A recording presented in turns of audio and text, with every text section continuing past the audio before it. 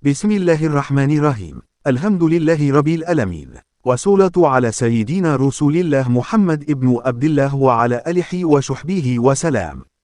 Amma ba'du. Hadis kedua, masih dari Aisyah radhiyallahu anha, dia bercerita, wahyu pertama kali turun kepada Rasulullah Shallallahu alaihi wasallam adalah mimpi yang baik di dalam tidur. Di mana beliau tidak bermimpi melainkan datang seperti sinar pagi subuh. Setelah itu beliau suka menyendiri. Akhirnya beliau menyendiri di Goa Hira. Di sana beliau menjauhi perbuatan dosa, untuk ibadah malam untuk beberapa hari, sebelum beliau rindu untuk pulang ke keluarganya, dan mengambil bekal untuk itu. Selanjutnya Rasulullah pulang kepada Khadijah, lalu beliau mengambil bekal seperti biasanya, sehingga kebenaran datang kepada beliau. Ketika beliau tengah berada di Goa Hira, datanglah malaikat kepadanya dan berkata, "Bacalah." "Aku tidak dapat membaca," jawab beliau. Rasulullah bercerita, maka malaikat itu memegang dan mendekapku sehingga aku benar-benar kelelahan. Setelah itu dia melepaskan aku kembali, dan kemudian berkata, "Bacalah." "Aku tak dapat membaca," jawabku. Kemudian dia memegang dan mendekapku untuk kedua kalinya, hingga aku benar-benar lelah. Selanjutnya, dia melepaskanku kembali. Dan kemudian malaikat berkata, "Bacalah." Aku benar-benar tak dapat membaca, paparku, dan kemudian dia memegang dan mendekapku untuk ketiga kalinya, lalu seraya berucap, "Bacalah dengan menyebut nama Tuhanmu yang menciptakan. Dia telah menciptakan manusia dari segumpal darah. Bacalah, Tuhanmulah yang maha pemurah." Setelah itu Rasulullah kembali dengan membawa ayat tersebut dan hatinya dalam keadaan tergoncang. Lalu beliau menemui Khadijah binti Khuwailid Ummul Mukminin. Maka beliau bersabda, "Selimutilah aku, selimutilah aku." Maka mereka menyelimuti beliau sehingga rasa gundahnya hilang. Baru setelah itu beliau berkata kepada Khadijah seraya memberitahukan apa yang dialaminya. "Sesungguhnya aku takut pada diriku." Maka Khadijah bertutur kepada beliau, "Sekali-kali jangan. Demi Allah, Allah tidak akan menghinakanmu selamanya, sesungguhnya engkau ini selalu menyambung tali silaturahim, menanggung beban, bekerja untuk orang yang tak punya, menghormati tamu, dan menolong menegakkan kebenaran." Petik 2. Selanjutnya Khadijah membawa baginda Rasulullah bertemu dengan Warakah bin Naufal bin Asad bin Abdul Uzza sepupu Khadijah. Warakah adalah seorang pemuka agama Nasrani pada masa jahiliyah. Dia dapat menulis tulisan Ibrani, dan dia menulis Injil dengan bahasa Ibrani, seperti apa yang dikehendaki oleh Allah untuk menulisnya. Dia ini sudah tua dan buta, maka Khadijah berkata, "Wahai putra pamanku, dengarkanlah putra saudaramu." Kemudian Warakah berkata kepada Rasulullah, "Wahai putra saudaraku, apa yang telah engkau lihat?" Petik 2. Maka Nabi menceritakan apa yang terjadi. Lalu Warakah berkata kepada beliau, "Pembawa berita itu adalah malaikat yang pernah diturunkan oleh Allah kepada Musa. Seandainya saja aku masih muda, sekiranya aku masih hidup ketika kaummu mengusirmu dari Makkah." Maka Rasulullah bertanya, "Apakah mereka akan mengusirku?" Warakah menjawab, "Iya, tidak ada orang pun yang datang membawa apa yang engkau bawa melainkan ia diberi kebaikan. Jika aku menjumpai masamu, niscaya aku akan menolongmu dengan pertolongan yang kuat." Tak lama setelah itu Warakah bin Naufal meninggal dunia dan wahyu pun mengalami masa fatrah atau terputus untuk sementara. Penjelasan hadis. Sesungguhnya baginda Nabi Muhammad senantiasa berada di bawah perlindungan dan perhatian Allah. Beliau senantiasa dianugerahi hikmah dan petunjuk oleh Allah.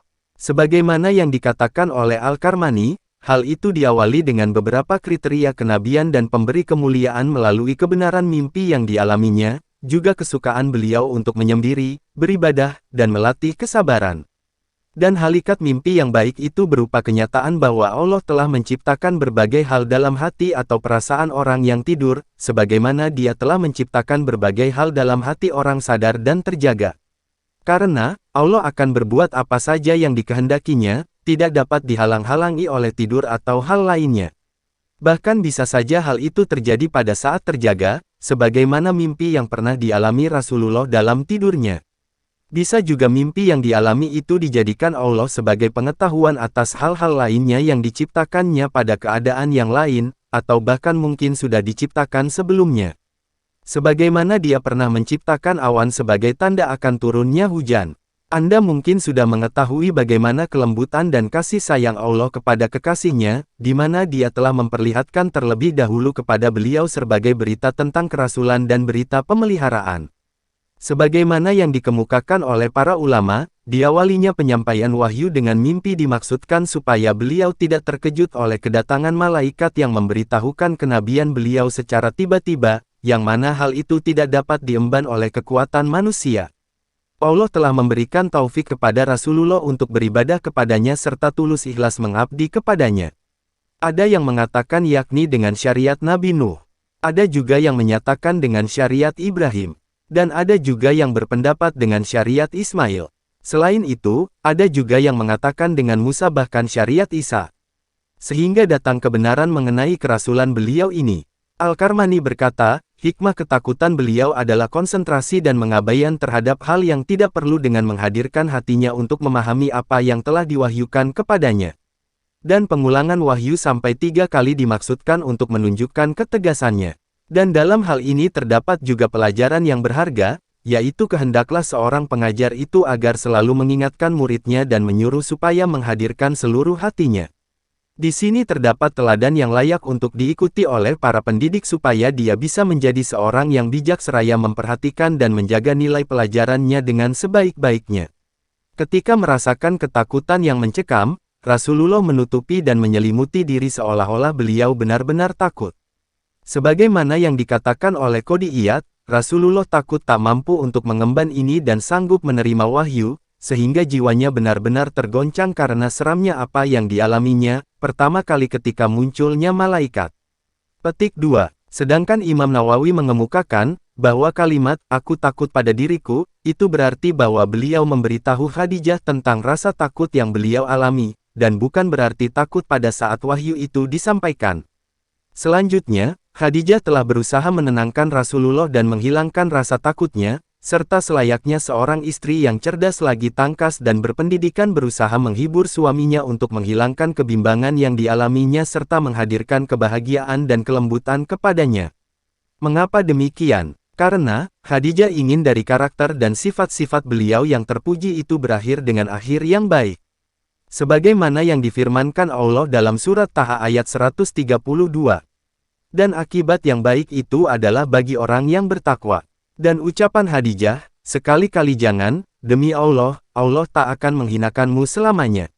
Kata-kala dalam hadis ini menurut Al-Karmani berarti penolakan dan larangan dari ucapan seperti itu. Dan yang dimaksud di sini adalah tanzi atau penghindaran diri dari hal semacam itu. Kemudian, Khadijah menyampaikan 5 kriteria yang dengannya seorang penguasa dapat berjalan lurus dan menegakkan keadilan serta mengibarkan panji kebahagiaan serta mengangkat rasa cinta kasih. 5 hal tersebut adalah 1. Berbuat baik kepada kerabat baik dengan cara memberi harta benda, pelayanan, kunjungan atau menyampaikan salam. 2. Membantu orang yang lemah dan dalam kesusahan, yaitu orang yang tak mampu menangani urusannya.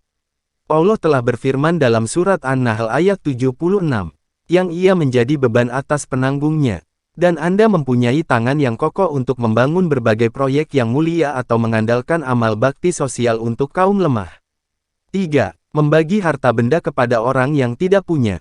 Ada yang mengatakan, hal itu berarti kehendaklah Anda bekerja guna memperoleh pendapatan kemudian sebagian dari harta Anda berikan kepada orang yang tak sanggup mendapatkannya.